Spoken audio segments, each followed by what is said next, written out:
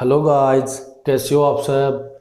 मैं हूं रघुवीर सिंह और आप देख रहे हो आर.एस. कर्नावत ट्यूटोरियल्स। तो गाइस, आज के लेक्चर में हम क्लेजेन एंड परकिन कंडेंसेशन पढ़ेंगे। हमने लास्ट लेक्चर में aldol and cross aldol condensation पढ़ा था। अगर वो लेक्चर आपने नहीं देखा है तो मैंने डिस्क्रिप्शन में उसका लिंक दे दिया है, तो आप वहाँ से देख सकते हो। तो गाइस, क्लेजेन कंडेंसेशन स्टार्ट करते हैं। तो देखो, क्लेजेन कंडेंसेशन की mechanism same to same aldol condensation जैसी ही होती है। अंतर सिर्फ इतना है कि हम क्लेजेन कंडेंसेशन में एस्टर लेते हैं, जबकि एल्डोल कंडेंसेशन में हम एल्डिहाइड या कीटोन लेते हैं। तो गाइस, क्लेजेन कंडेंसेशन को स्टार्ट करते हैं। इसकी रिएक्शन देखो, उसके बाद हम इसकी मैकेनिज्म करेंगे। तो देखो, क्लेजेन कंडेंसेशन में हम एस्टर लेते हैं। तो ये हमने कोई एस्टर ले लिया, मान लो मैथिल एसीटेट ले लिया, ठीक है ना, मैथिल एसीटेट। देखो, एस्टर को हम बोलते हैं RCOOR। देखो, RCOOR, ये एस्टर हो गया, मैथिल एसीटेट। अब देखो, हमें क्लेजेन कंडेंसेशन में एथेनॉल लेना है,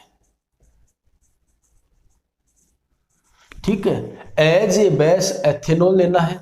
उसके बाद हाइड्रोलिसिस करवाना है हमें, एसिडिक हाइड्रोलिसिस, ठीक है। और आपके पास देखो बीटा कीटो एस्टर बनेगा, तो आपके पास ये प्रोडक्ट बनेगा।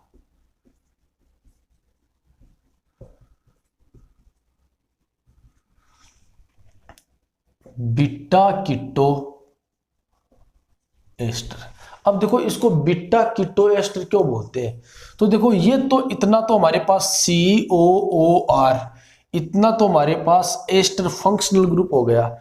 और गाइस, आप जानते हो कि फंक्शनल ग्रुप से जुड़ा हुआ कार्बन अल्फा कार्बन, और अल्फा कार्बन से जुड़ा हुआ कार्बन बीटा कार्बन होता है। और बीटा पर जब कीटोनिक फंक्शनल ग्रुप लगा हुआ है तो इसका नाम हो गया बीटा कीटो एस्टर। तो गाइज, हमारे पास ये प्रोडक्ट बनेगा। अब देखो, यह बनता कैसे है वो देख लो। तो ये जो एथेनॉल है, ये H निकालेगा और एथोक्साइड आयन बनाएगा, जो कि एज ए बेस एक्ट करेगा। देखो, तो हमारे पास ये एस्टर है, इसके दो मॉलिक्यूल लेने होंगे, हमें ध्यान रखना, जैसा हम एल्डोल में लेते हैं एल्डिहाइड या कीटोन के दो मॉलिक्यूल, ठीक है ना। अब देखो, ये इसका अल्फा हाइड्रोजन, ठीक है ना। देखो, यह फंक्शनल ग्रुप, यह है अल्फा कार्बन और यह है अल्फा हाइड्रोजन। तो अल्फा हाइड्रोजन को बेस ले जाएगा, ठीक है ना। तो एथेनॉल से बनेगा एथोक्साइड ETO, ठीक है ना। ETO का मतलब है C2H5 या फिर CH3CH2, ठीक है ना। तो इसको मैंने शॉर्ट में लिख दिया ETO। तो गाइज, यह क्या करेगा, यहां से हाइड्रोजन को ले जाएगा, ठीक है। तो ETOH यानी कि ऐसा का ऐसा बाहर निकल गया और यहां पर बन गया नेगेटिव चार्ज, ठीक है। अब देखो, यह दूसरे मॉलिक्यूल पर अटैक करेगा। तो देखो,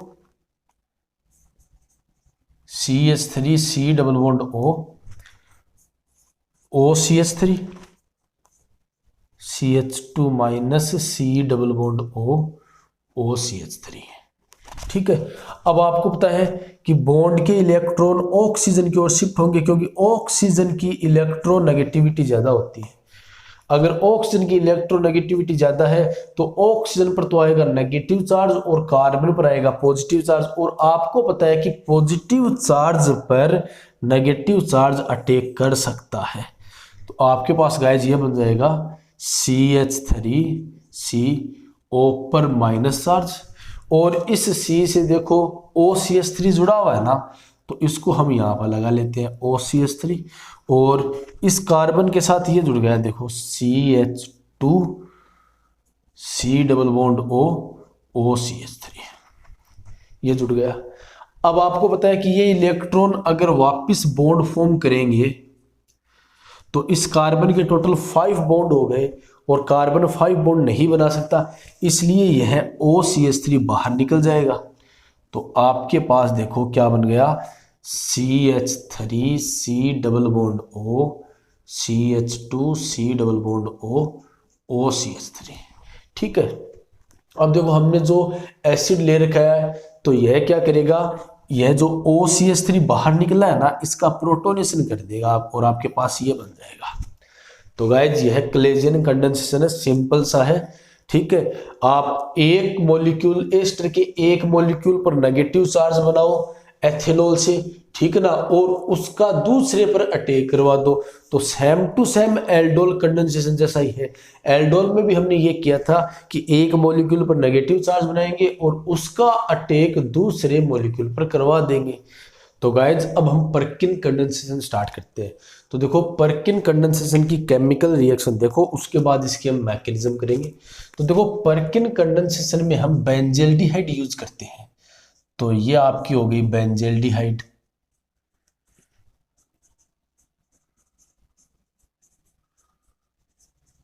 और साथ में हम एसिटिक एनहाइड्राइड, तो ये हो गया एसिटिक एनहाइड्राइड यूज करते हैं।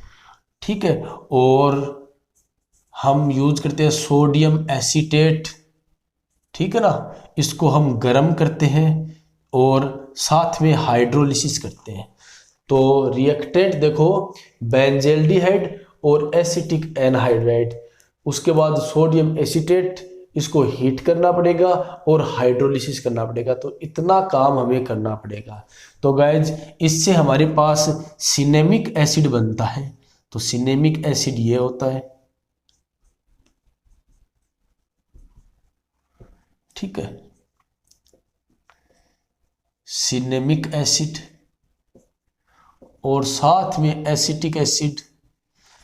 ठीक है, तो गाइज ये इसकी केमिकल रिएक्शन है कि हम बेंजल्डिहाइड एसिटिक एनहाइड्राइड यूज करते हैं, साथ में सोडियम एसीटेट, इसको हीट करेंगे और हाइड्रोलिसिस करेंगे, तो हमारे पास सिनेमिक एसिड बनेगा। अब गाइस इसकी मैकेनिज्म देखो, ध्यान से समझनी है आपको। तो देखो ये जो एसिटिक एनहाइड्राइड है, देखो सबसे पहले तो हमें सोडियम एसीटेट को ब्रेक करना है। तो आप ध्यान रखना कि सोडियम एसीटेट ऐसे ब्रेक होता है, हमें एसीटेट आयन चाहिए, ठीक है ना। अब यह एसीटेट आयन एनहाइड्राइड पर अटैक करता है। तो देखो ये CH3 C double bond O C double bond O, हम इसको ऐसे लिख सकते हैं खोल के, ठीक है ना। तो यह एसिटिक एनहाइड्राइड है। और ध्यान रखना गाइज ये जो हाइड्रोजन होते हैं ना, ये एसिडिक हाइड्रोजन होते हैं, क्योंकि देखो कार्बोनिल ग्रुप लगा हुआ है। अगर कार्बोनिल ग्रुप लगा हुआ हो ना, तो उसके पास वाले कार्बन के हाइड्रोजन एसिडिक हाइड्रोजन होते हैं, क्योंकि ये carbonyl group electron withdrawing group होता है। तो आप इसको ऐसे लिख सकते हो CH2H। देखो एसिडिक हाइड्रोजन का क्या मतलब है, ऐसे समझो आप कि यह ऑक्सीजन ज्यादा इलेक्ट्रोनेगेटिव है, इसलिए बॉन्ड के इलेक्ट्रॉनों को अपनी ओर अट्रैक्ट करेगा। तो इस कार्बन के पास इलेक्ट्रॉनों की कमी होगी। अब इस कार्बन के पास इलेक्ट्रॉनों की कमी होगी, तो यह कार्बन इधर ऑक्सीजन से तो अट्रैक्ट कर नहीं सकता, यह कार्बन इस कार्बन से इलेक्ट्रॉन अट्रैक्ट करेगा। तो इस कार्बन के पास इलेक्ट्रॉनों की कमी होगी। अब इस कार्बन के पास इलेक्ट्रॉनों की कमी होगी, तो यह कार्बन इस हाइड्रोजन से अट्रैक्ट करेगा और हाइड्रोजन को बाहर निकाल देगा। तो गाइस तब हम बोलते हैं कि यह एसिडिक हाइड्रोजन है। तो हमने देखो एसीटेट आयन ले रखा है, सोडियम एसीटेट ले रखा है, तो यह एसीटेट क्या करेगा, इस हाइड्रोजन को बाहर कर देगा। तो आपके पास ये बाहर हो गया और बन गया CH2 पर minus charge, C double bond O C double bond O CH3। अब गाइज यह करेगा बेंजल्डिहाइड पर अटैक। तो बेंजल्डिहाइड को आप ऐसे लिख सकते हो,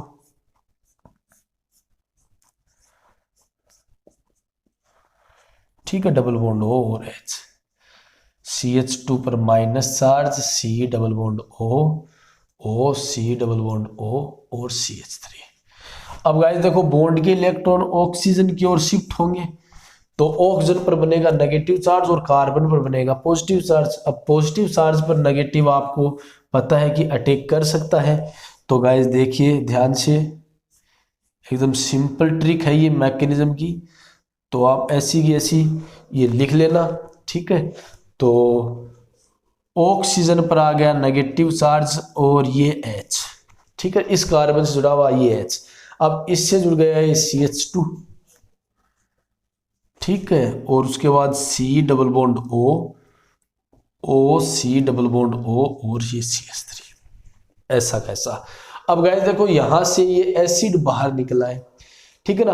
अब एसिड क्या करता है, प्रोटोनेशन करता है, तो एसिड इसका प्रोटोनेशन कर देगा, यानी कि आपके पास यहां पर H लग जाएगा, ठीक है ना।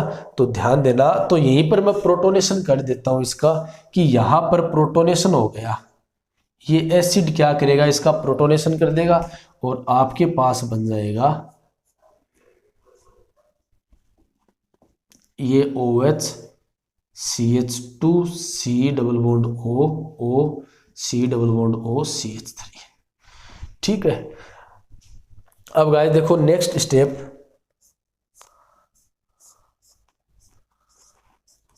COH CH और H C double bond O C double bond O CH3।